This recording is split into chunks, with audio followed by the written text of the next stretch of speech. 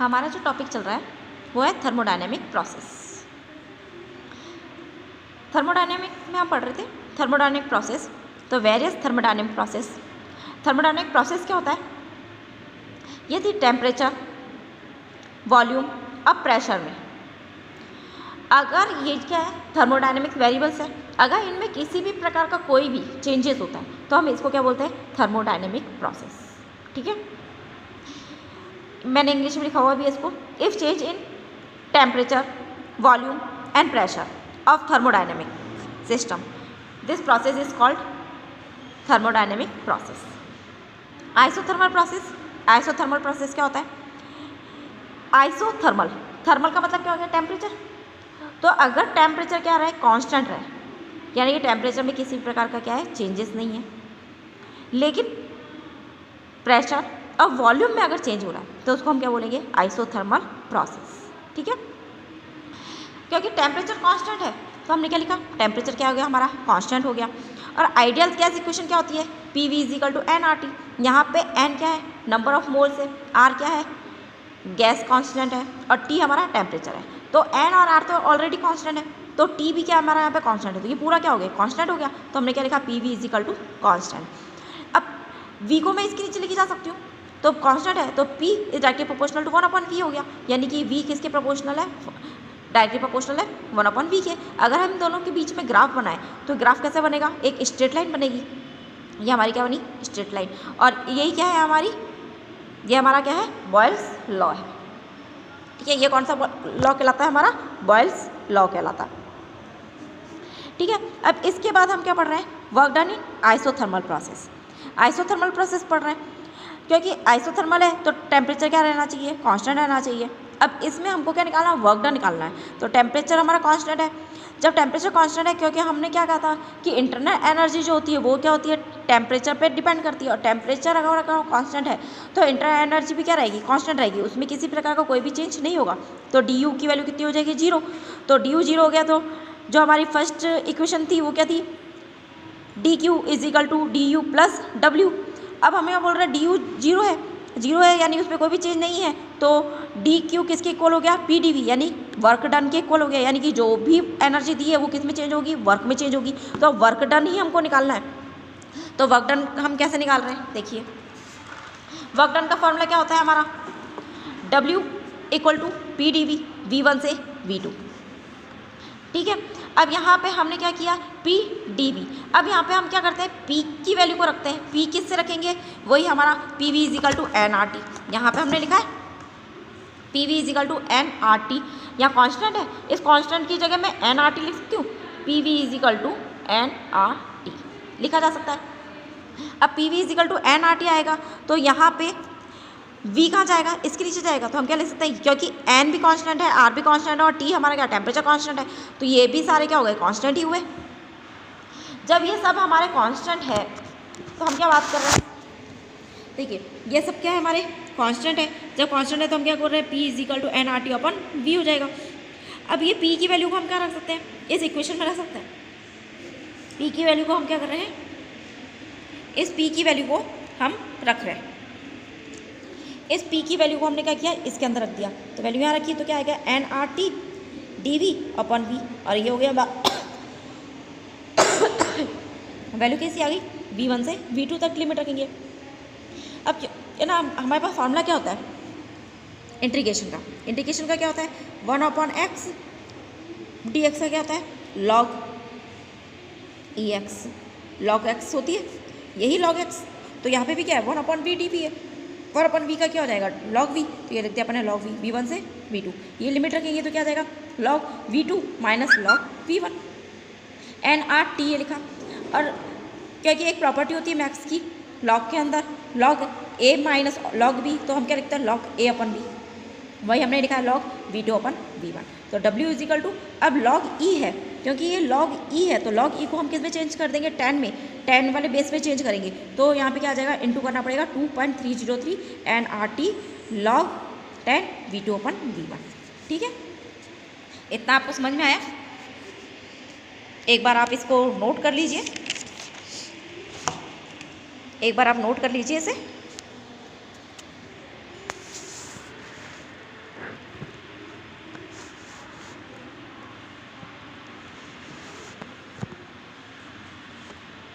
इसको आप एक बार नोट कर लीजिए ताकि फिर अपन आगे बढ़ते हैं।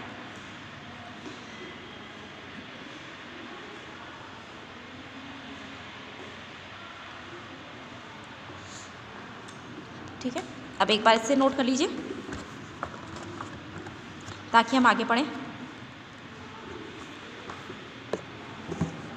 इसे नोट कर लीजिए ताकि हम आगे बढ़ते हैं।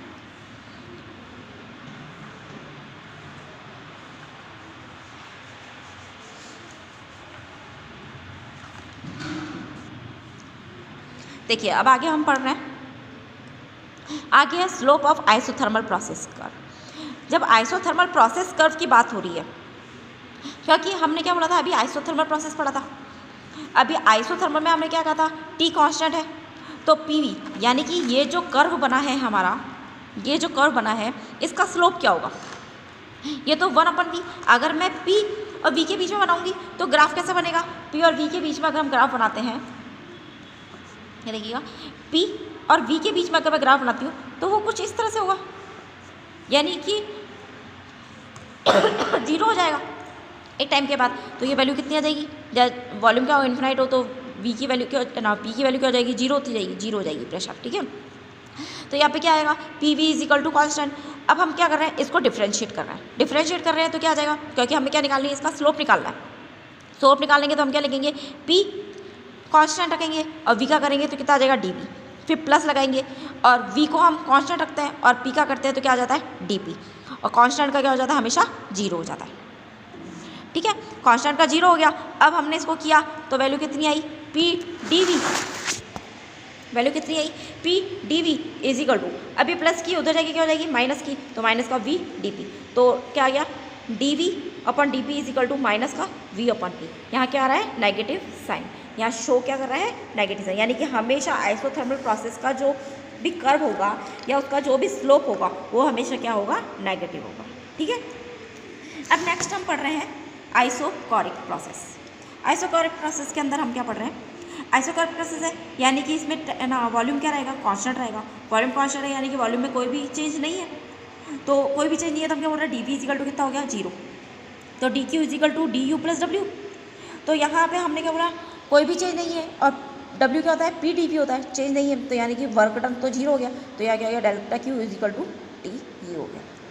आइसोकोरिक प्रोसेस के अंदर अगर हम ग्राफ बनाते हैं, क्योंकि आइडियल गैस इक्वेशन क्या होती है, P V is equal to N R T, और वी हमने क्या बोला है, कांस्टेंट, तो वी कहाँ चला जाएगा, इनके नीचे चला जाएगा। तो एन कांस्टेंट है, आर कांस्टेंट है, तो टी बी वी भी क्या हमारा कांस्टेंट है, तो ये क्या हो गया, कांस्टेंट हो गया। तो पी की किसके प्रोपोर्शनल हो गया, टी के प्रोपोर्शनल हो गया। अगर हम ग्राफ बनाएं तो पी और टी के बीच में स्ट्रेट लाइन बनेगी। ठीक है, अब हम बात कर रहे हैं आइसोबैरिक प्रोसेस।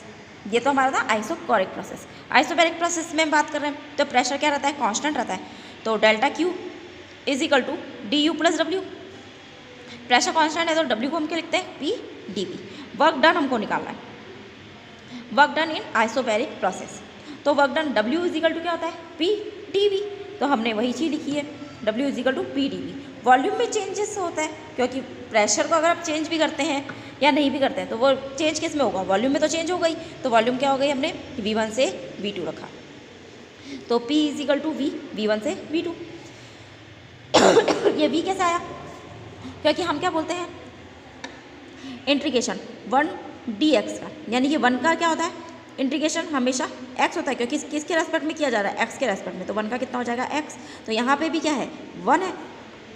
इस 1 का करेंगे किसके रेस्पेक्ट में, dv के रेस्पेक्ट में। तो यहाँ पे 1 का कितना हो जाएगा, v, और v1 से क्या करेंगे, v2। तो p वैल्यू रखेंगे तो क्या आ जाएगा, v2 माइनस v1। तो w is equal to p से अंदर इंटू कर दो, क्या आ जाएगा, p v2 minus p v1। ये तो हमारा वर्क डन किसके फॉर्म में आया है, प्रेशर और वॉल्यूम के। अगर हमको टाइम के रेस्पेक्ट में चाहिए हो कि टाइम के कॉरस्पॉन्डिंग अगर वर्क डन निकालना है तो हम क्या रखेंगे, वही gas equation, p v1 is equal to N R T one और p v2 is equal to N R T two. यहाँ पर हमने p1 p2 क्यों नहीं लिखा, क्योंकि यहाँ पे p क्या है, हमारा कांस्टेंट है। तो p कांस्टेंट है इसलिए हमने p की वैल्यू भी क्या रखी है, यहाँ पे कांस्टेंट रखी है। और टेम्परेचर क्या हो रहा है, चेंज हो रहा है, इसलिए एन आर टी वन और एन आर टी टू। इन दोनों इक्वेशन को हम कहाँ रखेंगे, इस इक्वेशन में रख सकते हैं। p v2 की जगह क्या रख सकते हैं, एन आर टी टू, और p v1 की जगह क्या रख सकते हैं, एन आर टी वन। यही वैल्यू हमने यहाँ रख दी इसके अंदर। ये क्या आया, एन आर टी टू और minus N R T one. अब दोनों में कॉमन क्या है, एन आर है तो एन आर क्या आ जाएगा, इनमें से बाहर निकल जाएगा, कॉमन निकलेगा। कॉमन निकलेगा तो वैल्यू कितनी आ जाएगी, W is equal to N R T2 minus T1। ये हो गया हमारा एडियाबैटिक प्रोसेस का वर्क डन। ठीक है, एक बार आप इस एडियाबैटिक आइसोबैरिक प्रोसेस का, ठीक है, आप एक बार इसे देख लीजिए ताकि अपन आगे का कर सकें।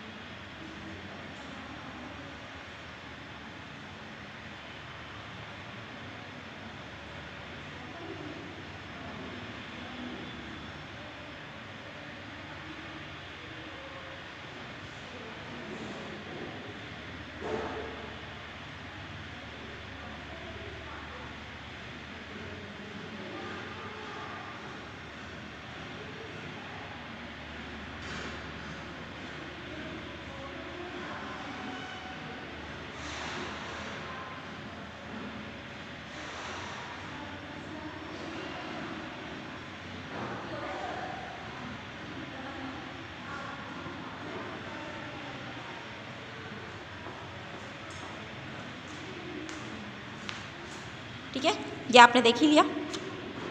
अब अपन आगे करते हैं। अब है हमारा next adiabatic process. Adiabatic process क्या होता है, जो सिस्टम ना एनर्जी ले सकता है ना हम उसको एनर्जी दे सकते हैं, तो वो क्या कहलाता है, हमारा एडियाबैटिक प्रोसेस कहलाता है। एडियाबैटिक प्रोसेस, एडियाबैटिक्स में प्रोसेस में हमने क्या बोला, एनर्जी ना ले रहा है ना दे रहा है, तो डेल्टा क्यू की वैल्यू कितनी हो जाएगी, 0। तो डेल्टा क्यू की वैल्यू हमने क्या कर दिया, 0 के इक्वल कर दी। तो हमारी थर्मोडायनेमिक्स की इक्वेशन क्या थी, delta Q is equal to T U plus P D V. अब क्योंकि डेल्टा क्यू क्या होगी, 0 हो गई, तो हम क्या बोलेंगे, delta Q is equal to, अब पी डी वी को हम डब्ल्यू लिख सकते थे तो हमने डब्ल्यू लिखा है यहाँ पे, ठीक है। ये 0 हो गई तो क्या हो जाएगा, डी यू इधर किधर जाएगा तो डब्ल्यू इज इक्वल टू कितना हो जाएगा, पॉजिटिव था तो नेगेटिव, यानी कि हम जो भी वर्क करेंगे वो क्या होगा, नेगेटिव होगा, क्योंकि यहाँ पे सिस्टम जो हो रहा है, या आप इसको कह सकते हो इंटरनल एनर्जी क्या होगी, नेगेटिव होगी, क्योंकि जो भी वर्क होगा वो सिस्टम क्या करेगा, हम सिस्टम पे वर्क नहीं कर रहे, सिस्टम वर्क कर रहा है। जब सिस्टम वर्क करता है तो वर्क डन क्या होता है, हमारा पॉजिटिव होता है। लेकिन यहाँ पे इंटरनल एनर्जी क्या हो जाएगी, डिक्रीज हो जाएगी, जिसकी वजह से डब्ल्यू इक्वल टू क्या हो जाएगा, माइनस का डी यू हो जाएगा। अब नेक्स्ट है वर्क डन इन एडियाबैटिक प्रोसेस। अब इसके अंदर क्या वर्क डन होगा वही हमको निकालना है। तो वर्क डन का फॉर्मूला क्या होता है, W is equal to P D V, V1 से V2, क्योंकि वॉल्यूम में चेंज होगा। अब जैसे हमारी आइडियल गैस इक्वेशन होती है आइसोथर्मल के लिए, वैसे ही आइडियल गैस इक्वेशन होती है हमारी एडियाबैटिक प्रोसेस के लिए, ये हम अभी निकालेंगे, ठीक है। तो आइडियल गैस इक्वेशन हम किसके निकाल रहे हैं, एडियाबैटिक प्रोसेस के लिए। तो एडियाबैटिक प्रोसेस के लिए क्या होगी, P V gamma equal to K, क्या है हमारा कोई कॉन्स्टेंट है। तो जो इक्वेशन होती है वो क्या होती है, P V gamma equal to K क्या है हमारा कॉन्स्टेंट है। तो पी की वैल्यू हमको रखनी है, तो वी गामा कहाँ जाएगा, इसके नीचे चला जाएगा, के के नीचे, तो के के नीचे चला गया तो क्या आ गया, के अपॉन वी गामा। ये इसके नीचे आ गया। अब हम क्या कर रहे हैं, वैल्यू रख रहे हैं। अब इस वैल्यू को मैं पी की वैल्यू को क्या रखूँगी, इक्वेशन फर्स्ट में रख दूँगी, तो वैल्यू में रख दिया, तो डब्ल्यू इज इक्वल टू कितना आ जाएगा, के पी की जगह ये वी गामा ऊपर नीचे था तो ऊपर जाके क्या हो जाएगा, माइनस की हो जाएगी इसकी पावर, तो V minus gamma D V. अब हमको क्या करना है, इसका भी क्या करना है, इंटीग्रेशन करना है। इंटीग्रेशन करेंगे तो इंटीग्रेशन में हमने कहा था हमारे पास फॉर्मूला क्या होता था इंटीग्रेशन का, इधर देखिए इंटीग्रेशन का फॉर्मूला क्या होता था, एक्स की पावर एन डी एक्स, यही फॉर्मूला था इंटीग्रेशन का। तो कितना आएगा, X N plus one upon N plus one, ये फॉर्मूला हमारा होता था। तो यही फॉर्मूला हम क्या कर रहे हैं, यहाँ पे यूज़ कर रहे हैं। तो यहाँ रखेंगे तो क्या आएगा, माइनस का गामा प्लस वन अपन माइनस का gamma plus one, V one से वी टू, तो के अपन वन माइनस गामा, ये वैल्यू हम यहाँ रखेंगे। तो वन माइनस गामा बाहर निकाल सकते हैं, ये वैल्यू रखेंगे तो क्या आएगा वी टू, और ये वैल्यू रखूँगी तो क्या आएगी वैल्यू माइनस का वी वन, क्योंकि अपर लिमिट रखते हैं तो हमेशा पॉजिटिव होती है और लोअर लिमिट रखते हैं तो वो क्या होगी नेगेटिव, तो ये लगा दिया हमने नेगेटिव, ठीक है, ये वैल्यू हो गई। अब चूँकि हमें मालूम है P V gamma equal to कितना होता है, के होता है, तो W is equal to P. अब के की जगह मुझे क्या रखना है, पी वी गामा रखना है, तो मैंने क्या रख दिया, के की जगह पी वी गामा अपन वन माइनस गामा, और वी टू माइनस का गामा प्लस वन माइनस का वी टू माइनस का गामा प्लस वन। यहाँ पे वी गामा कहाँ ले गए, अंदर की तरफ ले गए, तो वैल्यू क्या आ गई, V gamma V two minus का गामा प्लस वन, इस वी गामा को अंदर ले गए तो V gamma V one minus का गामा प्लस वन। अब इनकी पावर क्या हो जाएगी, ऐड हो जाएगी, क्योंकि ये वैल्यू जब मैं रख रही हूँ तो ये v2 के लिए है, तो ये भी क्या हो जाएगा v2 के लिए, और किसकी हो जाएगी v1 के लिए, क्योंकि मैं जब इसको लिखूँगी तो क्या लिखूँगी, p v2 gamma equal to k, और यहाँ क्या लिखूँगी p v1 gamma equal to k, यही वैल्यू होगी। अब k की जगह रख रही हूँ तो वैल्यू क्या हो जाएगी v2 और यहाँ क्या आ गया v1। ये इनको जब हम ऐड करेंगे तो क्या आ जाएगा, क्योंकि दोनों का बेस सेम है तो उनकी पावर क्या हो जाती है, ऐड हो जाती है। तो ये तो प्लस का गामा हो गया और ये क्या हो गया, माइनस का गामा हो गया, तो ये क्या हो जाएंगे, कैंसिल हो जाएंगे, तो क्या आ जाएगा v2। यहाँ पे क्या आ जाएगा, ये प्लस का गामा है, ये माइनस का गामा है, ये भी कैंसिल हो जाएंगे, तो उन्हें क्या बचेगा v1, तो हो गया v1। p को मैं अंदर इंटू कर सकती हूँ, तो फॉर्मूला क्या आ जाएगा, v p v2 minus p v1। यहाँ पे वर्क डन कितना टाइम्स कम आ रहा है, 1/1 माइनस गामा। वहाँ पे जब वर्क डन आ रहा था हमारा आइसोथर्मल के लिए, देखो आइसोथर्मल के लिए हमने निकाला था तो वैल्यू कितनी आ रही थी हमारी, ठीक है, वहाँ कितनी आ रही थी, देखिए वैल्यू कितनी थी, nRT log v2 minus v1, ये हमने जो किया था, ठीक है। आइसोबैरिक भी किया था हमने, तो वहाँ पे कितनी आ रही थी, देखो आइसोबैरिक में क्या आ रही थी, w is equal to P v2 minus v1, और यहाँ पे वैल्यू कितनी आ रही है, w is equal to 1/1 minus gamma v2 minus v1। अब यहाँ पे मैं क्या वही वैल्यू रख सकती हूँ, p v1 is equal to nRT1 रख दो, और p v2 is equal to nRT2 रख दो, तो इन दोनों की वैल्यू मैं इसके अंदर रख सकती हूँ। इसमें रखेंगे तो nR तो कॉमन निकल जाएगा, क्या बचेगा t2 माइनस t1, तो वर्क डन कितना हो गया एडियाबैटिक प्रोसेस में, w is equal to nR 1 minus gamma t2 minus t1। ये वर्क डन किसके लिए है, इस टाइम के लिए। अगर हमें वॉल्यूम के लिए पूछे तो वॉल्यूम के लिए और प्रेशर के लिए ये वाला हो जाएगा, ठीक है। एक बार आप इसको नोट कर लीजिए, तब तक फिर अपन आगे बढ़ते हैं।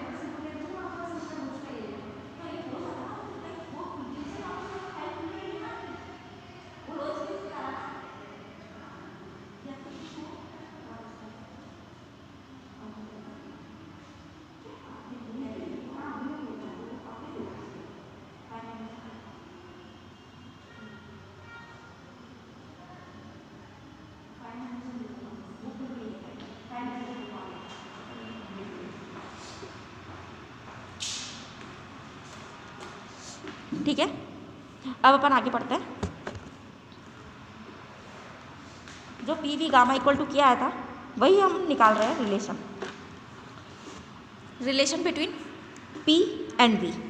हम रिलेशन किस किस के बीच में निकाल रहे हैं? पी एंड वी के बीच में रिलेशन निकाल रहे हैं। रिलेशन हम निकाल रहे हैं, तो एक मिनट रुकिए।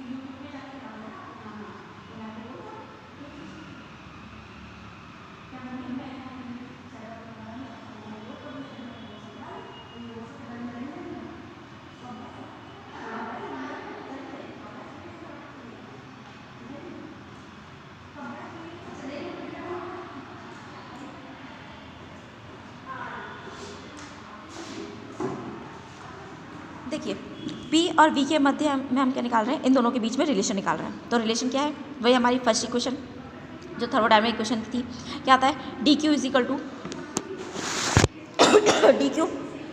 To D U plus P D V. ठीक है, अब क्योंकि हम यहाँ पे क्या ले रहे हैं? आइसोकोरिक प्रोसेस ले रहे हैं। आइसोकोरिक प्रोसेस के अंदर क्या होता है? वॉल्यूम कांस्टेंट होता है। तो डी वी की वैल्यू कितनी हो जाएगी? 0 हो जाएगी। डी वी 0 रख देंगे तो ये वैल्यू कितनी होगी? 0। तो डी क्यू की किसके इक्वल हो जाएगा? डी यू के इक्वल हो जाएगा। और क्योंकि हम कांस्टेंट ले रहे हैं, क्या ले रहे हैं? वॉल्यूम कांस्टेंट ले रहे हैं, तो उसकी स्पेसिफिक हीट जो हो जाएगी, स्पेसिफिक एनर्जी हो जाएगी, वो कितनी हो जाएगी? C V is equal to D Q by D T. और डी क्यू की वैल्यू मैं यहाँ से निकालूंगी तो D Q is equal to कितना हो जाएगा? C V D T. अब यही डी क्यू किसके इक्वल है? डी यू के इक्वल है ना, क्योंकि हमने क्या बोला? डी क्यू किसके इक्वल है? डी यू के। तो मैं ये वैल्यू यहाँ रख सकती हूँ, तो डी यू इक्वल टू कितना हो जाएगा? C V D T. ठीक है, वापस देख लो एक बार क्या किया हमने।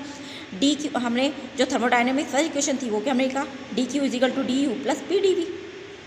ठीक है, और हमने क्या बोला? आइसोकोरिक प्रोसेस है। आइसोकोरिक प्रोसेस के अंदर क्या होता है? वॉल्यूम कांस्टेंट रहता है। वॉल्यूम कांस्टेंट है तो यानी कि चेंज इन वॉल्यूम क्या हो जाएगा? 0 हो जाएगा, यानी कि डी वी की वैल्यू कितनी हो जाएगी? 0 हो जाएगी। ये 0 हो गया तो डी क्यू किसके इक्वल हो गया? D you. यानी कि हम जो भी एनर्जी देंगे सिस्टम को वो किस में चेंज होगी? ओनली उसकी इंटर एनर्जी में चेंज होगा। तो हमने क्या लिखा? D Q is equal to कितना हो गया? डी यू हो गया। और हम बोल रहे हैं कि कांस्टेंट वॉल्यूम के लिए स्पेसिफिक हीट कितनी होती है? C V is equal to D Q by D T, क्योंकि हम ये पहले देख चुके थे। तो डी क्यू किसके इक्वल हो गया? सी वी डी टी के ओके हो गया।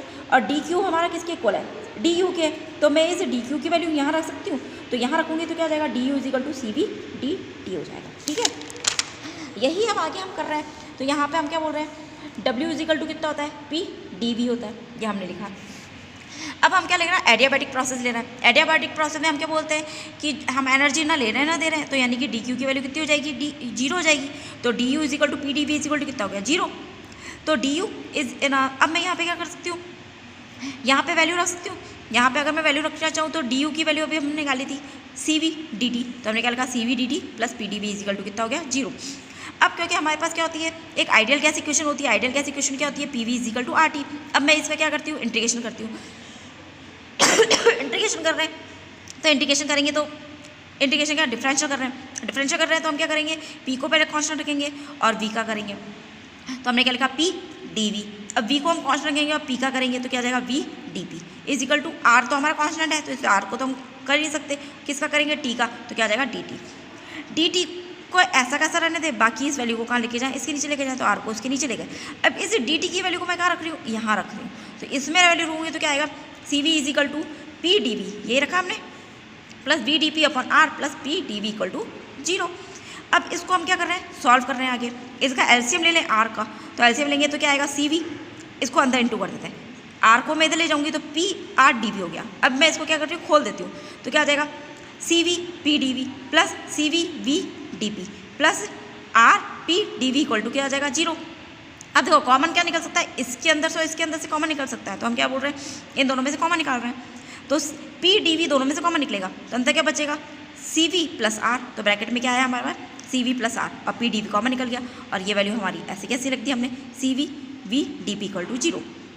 अब क्या कि हमने पहले निकाला था मेयर्स रूल, मेयर्स रिलेशन निकाला था, मेयर रिलेशन में क्या था, C P minus C V is equal to R, और मुझे क्या चाहिए, सी वी प्लस आर चाहिए, तो सी वी में इधर जाएगा तो क्या हो जाएगा, सी वी प्लस आर हो जाएगा, और वो किसके इक्वल हो जाएगा, सी पी के, तो मैं यहाँ क्या ले सकती हूँ, सी पी ले सकती हूँ, तो क्या आ गया, C P plus P D V, इसकी जगह क्या रखा मैंने, सी पी रखा, और ये हो गया P D V plus C V V D P equal to कितना हो गया, 0।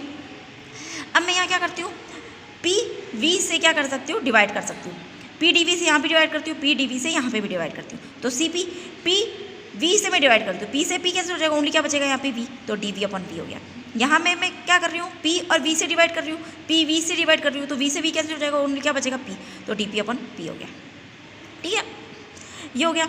अब मैं क्या कर सकती हूँ यहाँ पे कि अब मैं इसको और सॉल्व करती हूँ, इसको सॉल्व करूँगी मैं क्या यहाँ पे डिवाइड किससे करती हूँ, पी से, सी वी से डिवाइड करती हूँ, सी वी से यहाँ डिवाइड करूँगी तो क्या हो जाएगा, C P upon C V, C V से डिवाइड कर रही हूँ तो सी वी कैंसिल हो जाएगा, ओनली क्या बचेगा, D P upon P equal to 0। हमारे पास एक रिलेशन होती है C P upon C V is equal to किसके इक्वल होता है, गामा के। ये इक्वेशन आपको याद रखनी पड़ेगी क्योंकि आपके ये चैप्टर में से कट हो चुका है, तो ओनली आपको सिर्फ ये याद रखने पड़ेगा C P upon C V is equal to कितना होता है, गामा होता है। तो सी पी अपन सी वी की जगह मैं क्या रख सकती हूँ, गामा रख दिया। अब क्या आ जाएगा, D V upon V plus D P upon P equal to 0। अब मैं क्या कर रही हूँ, इनका इंटीग्रेशन कर रही हूँ। मैंने पहले बताया था 1 अपन वी या 1 अपन एक्स डी एक्स का इंटीग्रेशन क्या होता है, लॉग एक्स होता है, तो गामा, और डी वी अपन वी का कितना हो जाएगा, लॉग वी, और डी पी अपन पी का कितना हो जाएगा, लॉग पी। ये हो गया। अभी दोनों क्या है, पॉजिटिव में, तो मैथमेटिकल प्रॉपर्टी क्या होती है हमारी कि जब भी प्लस में होता है यानी कि लॉग ए प्लस लॉग बी, तो यानी मतलब क्या होता है, वो दोनों क्या है, मल्टीपल में है, तो हम क्या लिखेंगे, लॉग ए बी।